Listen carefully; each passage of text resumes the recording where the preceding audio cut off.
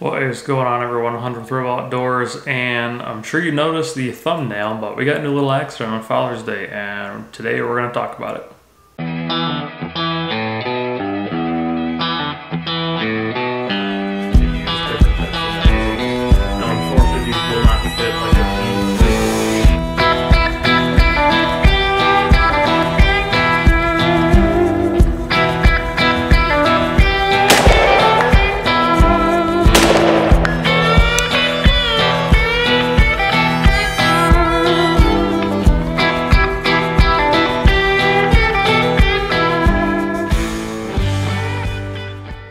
So last Sunday was Father's Day, so one thing I wanted to go do was go ride some trails by my house because I haven't been out doing that in quite some time.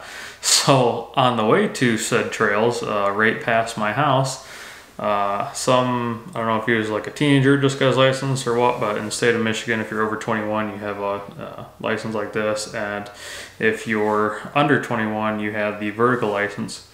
So they pretty much, on this road, it's like a backcountry road, so speed limit's 55, and then like as you're traveling this way, on your left and right are like stop signs at every little intersection there. And this guy was pretty much at one of those, and he must have just not been paying attention, because it wasn't like he, tried to shoot the gap real quick. He just slowly pulled out, wasn't paying attention whatsoever. And I pretty much slammed on my brakes and T-boned him. So on this particular road, there are pretty deep culverts in each side of the road, so swerving was definitely out of the question. So I pretty much slammed on the brakes and hoped for the best. The damage on the Jeep from the thumbnail, the picture doesn't look too bad, but the estimator did quote that all at 16 grand. But before we get into any of that, I just want to let you guys know everyone is fine on my side and their side. Now, I did have my wife Caitlin and daughter Ivory with me. But like I said, fortunately, I was able to slam on the brakes. Didn't really have a ton of distance from them pulling out to me starting to hit the brakes, enough to make the airbags deployed, but everyone was fine. Ivory did a really good job. Probably didn't even cry for like 2 minutes, and I think it was just more out of fright than anything. But like I said, the front airbags did go off.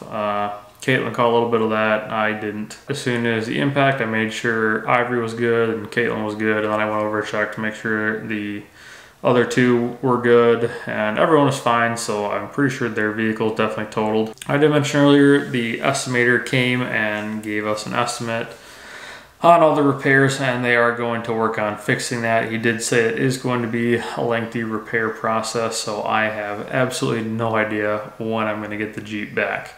Also, as they take off like the body panels in the front end, if they uncover more damage, that'll be addressed as that time comes. Now, fortunately, where it is located is the dealership that I originally bought the Moose from, so I have a pretty good relationship with them, so hopefully it's not too terribly long. I feel like the worst part is going to be waiting for, all the parts to come in, if they have to paint match stuff, do all that extra stuff, and plus just a lot of tedious things.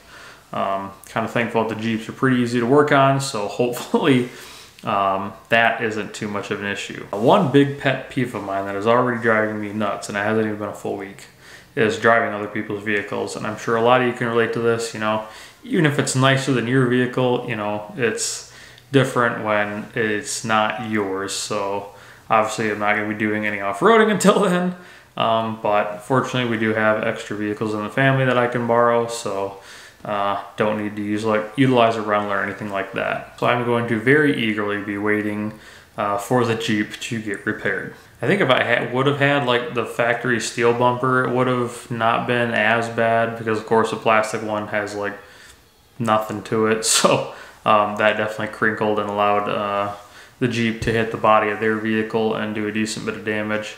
So definitely going to be getting some type of a steel bumper pretty quick here, regardless. I know I've got one in design from a friend of mine, but like I said, I think if I would have had like some kind of a metal bumper, the damages would have been a lot less.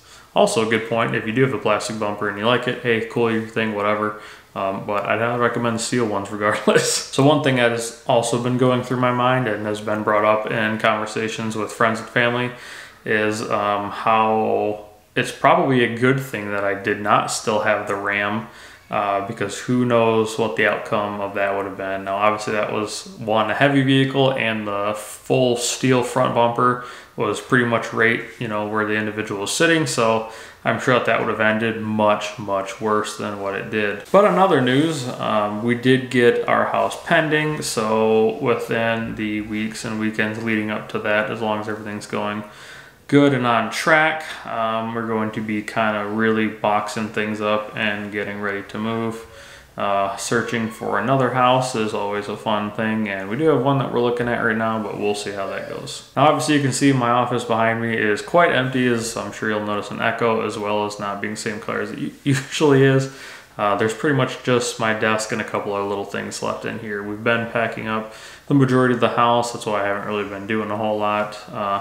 Lot of changes going on, but I'm sure as soon as we do move, especially for the kind of house more so on the property end of that we're looking to get, you know, there will be a lot more stuff to come. Now of course this springtime has not been fun. I've had to cancel, I want to say 4 or 5 trips that I've planned already just because of various things, so that's unfortunate, but I'm really hoping that the later half of this year, after we move into a new house and everything like that, that I'll be able to pick back up on doing all kinds of fun things and giving you guys some good content. So if you're into all that kind of outdoor stuff that I like to do, firearms hunting, survival, off-roading, overlanding, be sure to hit subscribe so you don't miss out on the weekly content that I usually try to post here. And that will kind of wrap this short little video up for you guys. And until then, we'll catch you in the next one.